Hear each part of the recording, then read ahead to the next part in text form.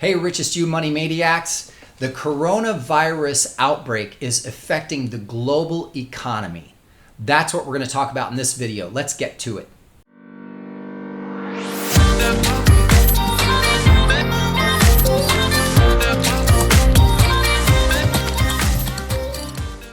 Hey everybody, I'm Tom from The Richest You. Thanks for tuning in. Today we're going to talk about the coronavirus and the direct effect it has not only on the global economy, but on you specifically. And this isn't even a health-oriented video.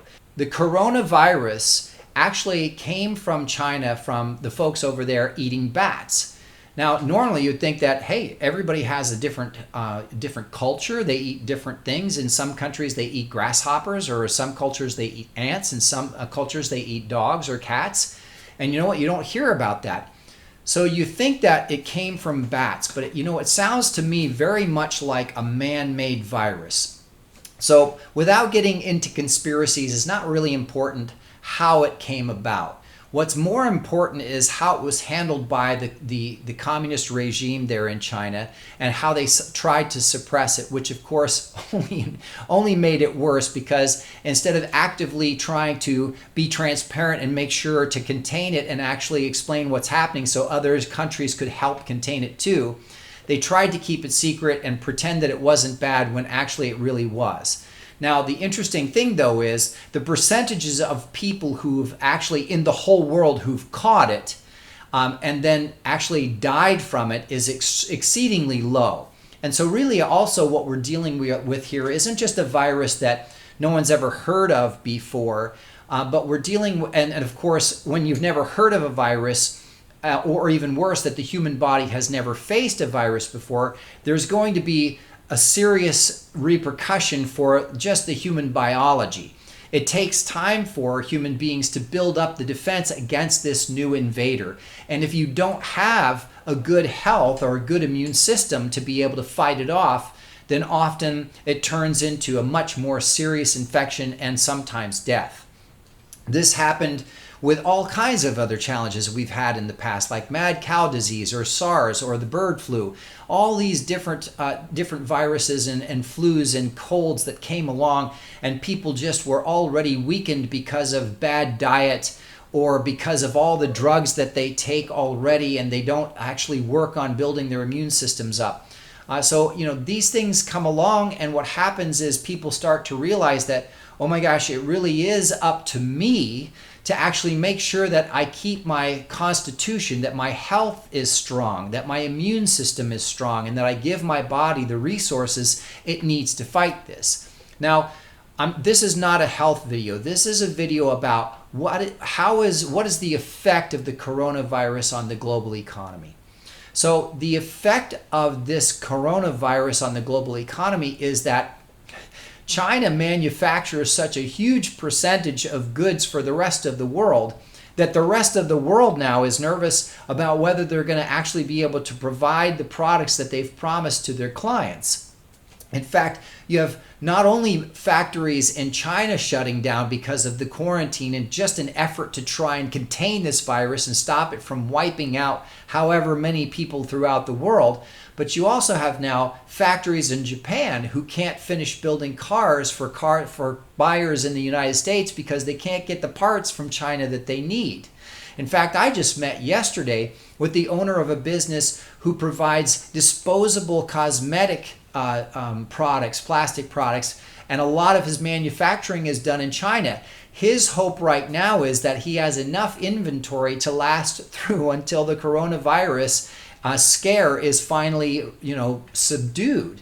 It's actually brought back down, and so that trade can start to begin again. In fact, part of the challenge is that in China, when you have factory workers come to work at your factory, they're working basically for minimum wage. So then when the factory is done for their season or whatever, they don't have enough work, they shut down. So those workers go home.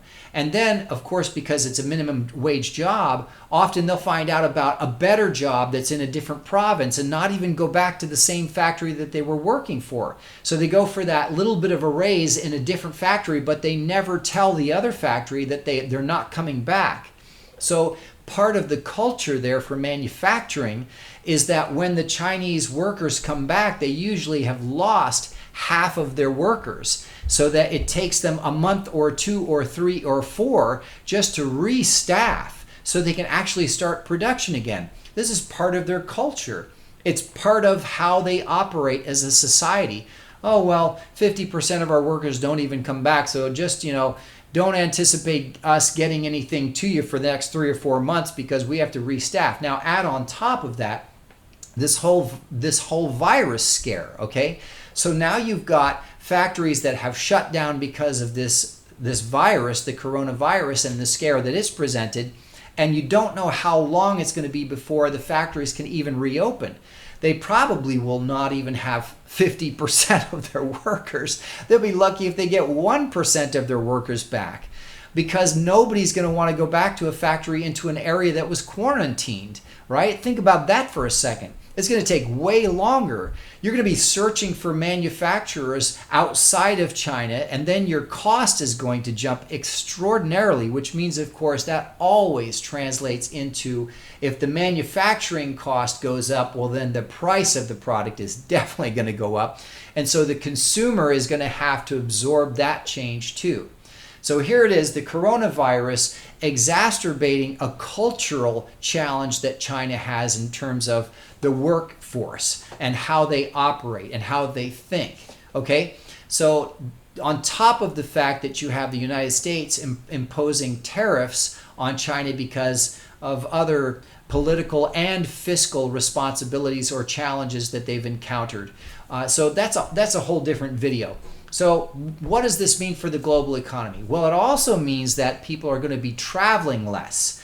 You've got whole cities, whole municipalities, whole villages shutting down, telling people not to go to work. San Francisco is a good example. Just learned that today. Large chunks of San Francisco just shut down. They're telling the parents of children, don't take your kids to school, don't go to work, just stay home. Don't go out and meet other people. Don't shake hands. You've got people rushing to stores to buy masks or to buy antibiotics or drugs when they don't even need them yet. They're not even sick. And of course, one of the things that a lot of people forget about antibiotics is that the first thing a cycle of antibiotics does is kill your immune system.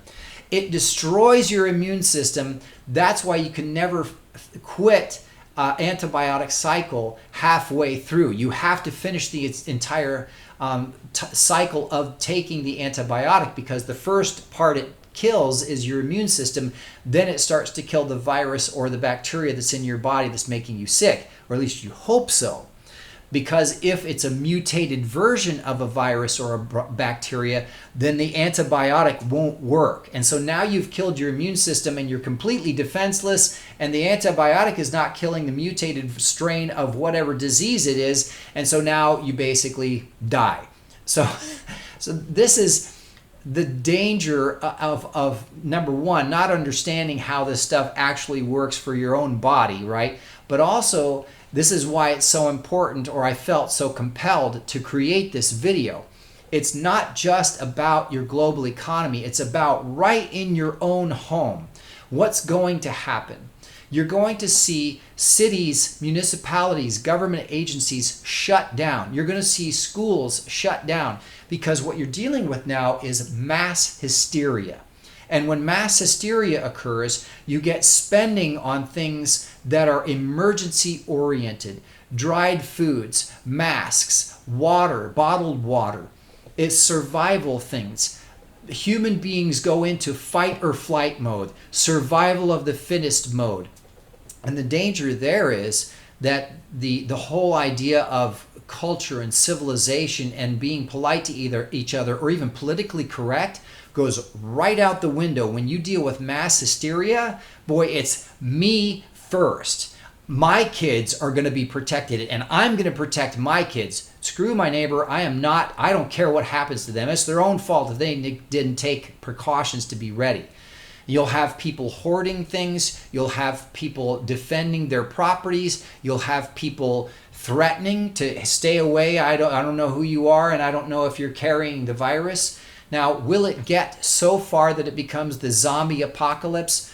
Lord, I hope not. I really hope not. But the way the governments and the media are handling it at this point, I don't see them really diffusing the situation. In fact, I think at this point what I've seen is it's just getting worse because there's really not transparency about what's been occurring with the coronavirus, especially where it came from and why there's a vaccine that's already being tested, right? Supposedly there's a vaccine. You can bet that once that vaccine is approved and it's rushed through, even though maybe it's full of all kinds of toxins and poisons that could probably do more damage than the coronavirus itself. Because remember, there are some people who got the coronavirus and got over it. They survived. That's important to keep in mind. There's a large percentage of the people who've been exposed and quarantined that got sick that got better and they're fine. But when the government and big money gets involved in something like this, especially on a global level of mass hysteria, there's way too much money to be made on vaccines. And so what you're going to see is forced vaccines. Now, you're going to be required to get these vaccines or you could go to prison. Now, you think I'm crazy? You watch. You watch what happens. You watch the news and you watch the way people talk about fear, hysteria on a global scale, because I have never in my life heard of cities shutting down. I have never in my life heard of a whole country completely quarantining itself and shutting factories down, because the direct impact of shutting down manufacturing is that the economy grinds to a halt, especially when you shut down profitable businesses and government agencies. I mean, if you live in a city, you got to think real hard for a second. How are they going to deliver food to you if they're quarantining the city? How are they going to make sure that water is getting into the city? How are they going to make sure that they keep the lights on? See, if you're out in the woods or you live in the rural areas, at least you've got a better chance because you can go to a stream. You probably are growing your own food. You might even have livestock. And it's the people in the cities, and I live in the city, that have to actually watch this the most closely. Because economically what happens with mass hysteria is things grind to a halt. Trucking stops, trains stop, planes stop. I don't know if anybody watching this video remembers 9/11, but I'll never forget when all the flights stopped. No planes were flying. You could not get in the air for anything. It was like living in a zombie apocalypse. It was weird. In fact, I'll never forget the first day after 9/11 when I finally saw a jet fly across the sky. It was almost startling that there was something in the sky again. The same thing could potentially happen with this mass hysteria. So be very, very careful about how you respond to this particular challenge. And that's really what you need to do. You don't want to react and buy into the fear that they're foisting on everybody. Because remember something, the acronym of fear, it rings more true than ever in this particular situation. False evidence appearing real. That couldn't be more accurate than any other time in history. Right now with the coronavirus mass hysteria, it couldn't be more accurate that false evidence is being thrust down people's throats to appear as being real. Now here's the other secret that they keep, that the people who are doing the pushing of this fear know, but most of the people in the world forget, that it's only true if you say it's true. Now that's a whole different video I'm not going to get into. However, I will say it this way. If you live your life in such a way that you're at peace, right? You eat healthy, you exercise a little bit, and you take care of yourself. You give your body the resources it needs to be able to build defenses against new invaders and new viruses and new bacterias.